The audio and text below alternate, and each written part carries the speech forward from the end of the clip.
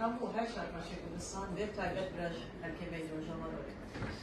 ولاتی من کردستان کی مسکنی من کردانم